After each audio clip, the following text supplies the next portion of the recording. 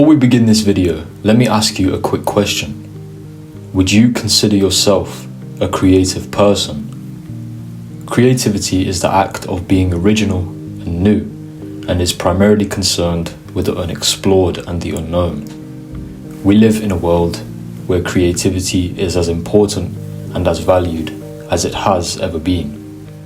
Many individuals seem to lack creativity, and I say seem because, from my understanding and my perspective, they have simply severed or weakened their connection with the source from which all creativity stems. But what if I was to tell you that you can restore that connection and enhance once again your own creative abilities?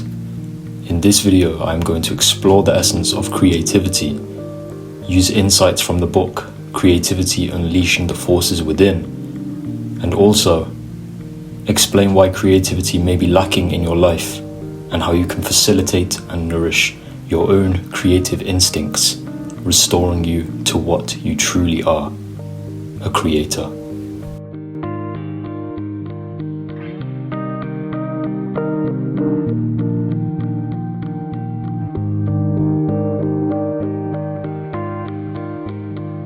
Life is not a philosophical problem, it is a religious mystery. Then anything can become the door, even cleaning the floor. If you can do it creatively, lovingly, totally, you will have some taste of life. Osho. Let us first begin this video by talking briefly of how societal conditioning quashes creativity.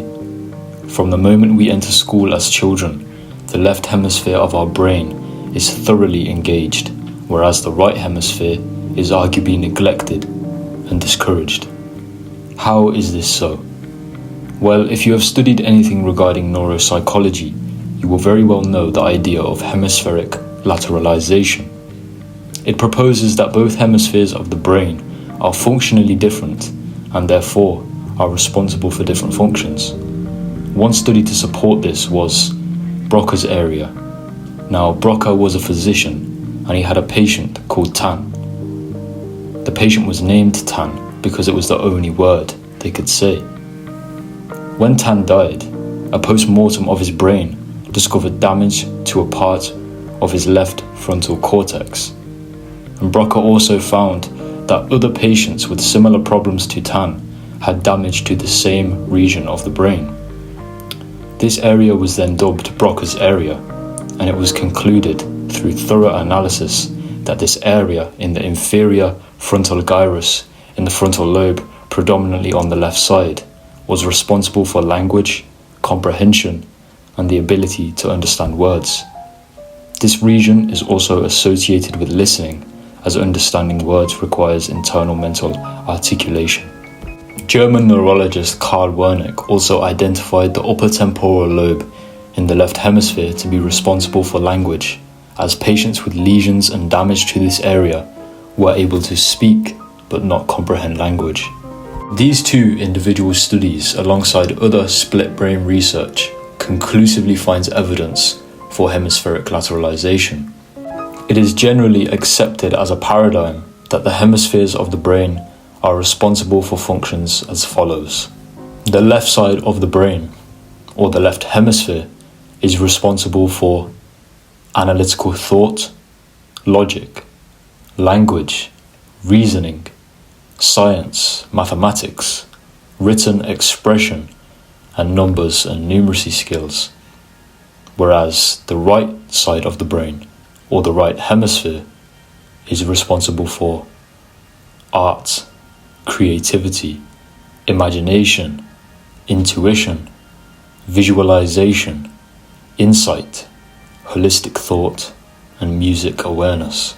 From this information, it is clear to see that it seems that the right hemisphere of the brain is responsible predominantly for creative ability. So back to our discussion on how societal conditioning can negatively affect creativity.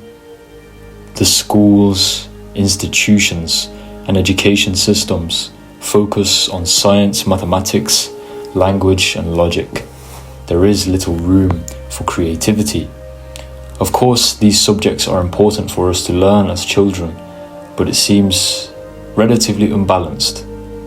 Balance, proportion, and combination is important holistically to make us more complete and well-rounded individuals. It is true that if you don't use it, you will lose it.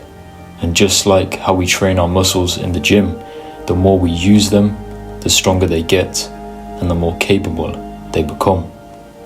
And this is why most people leave school full of the left brain functions, logic, math, language, etc., but severely lacking in the right brain functions, insight, intuition, and creativity.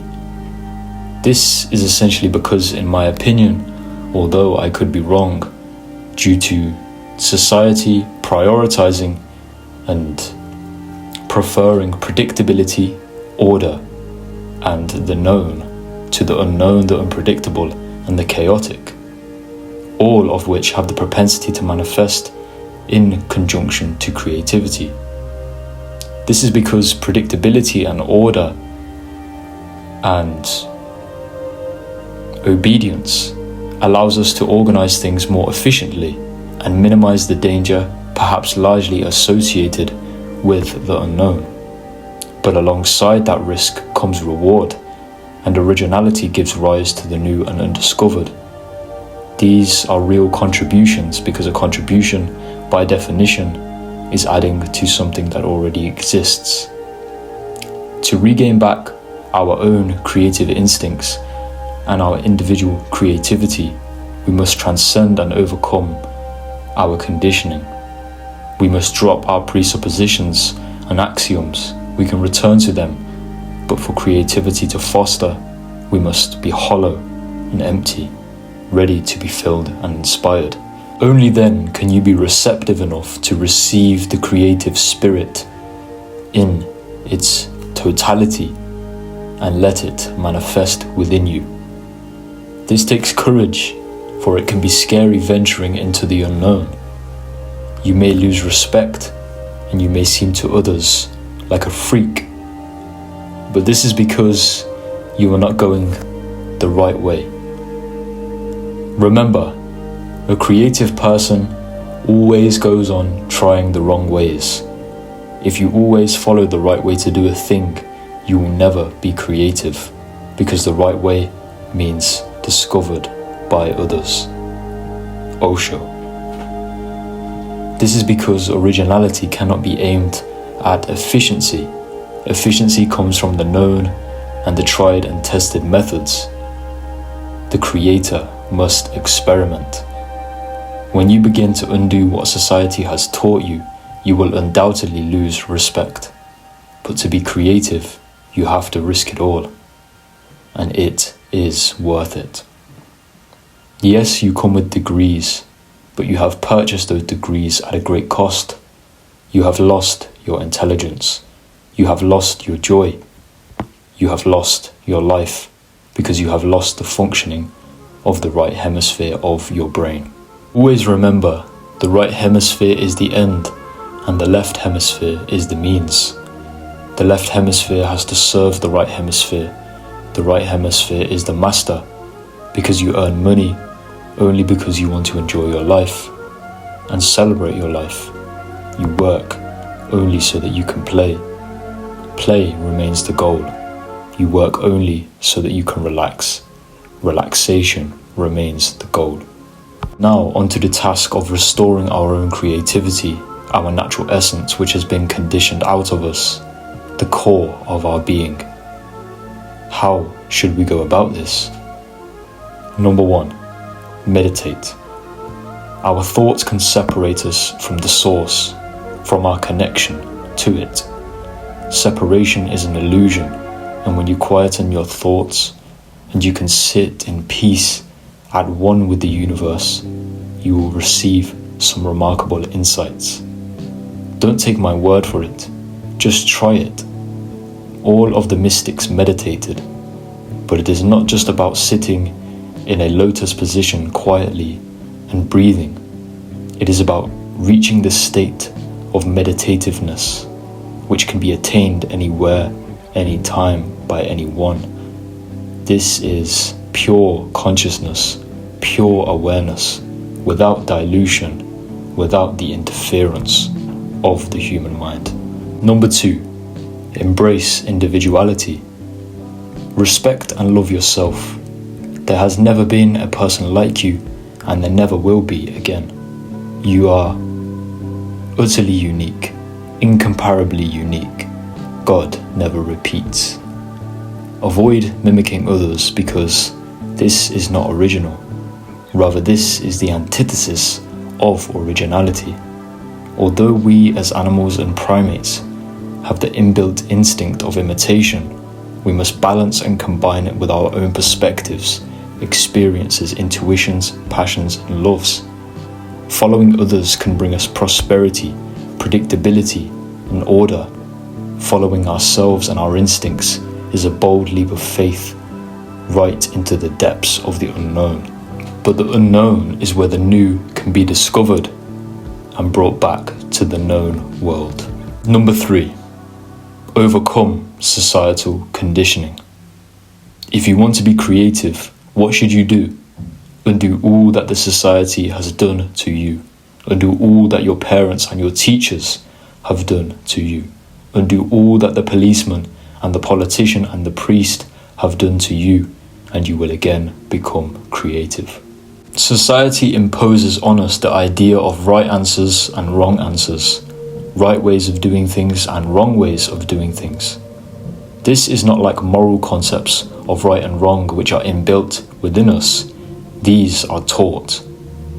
Moral categorizations are good to have, whereas this idea of wrong way and right way, it enforces repetitiveness. You are told it and you repeat it. You don't feel it from within. What exactly have we learned? Yes, we have an enriched memory, which we can regurgitate and repeat what we have been told. That's exactly what our examinations measure. How well can you remember and repeat? Forge a way out of your enforced and learned repetitive patterns.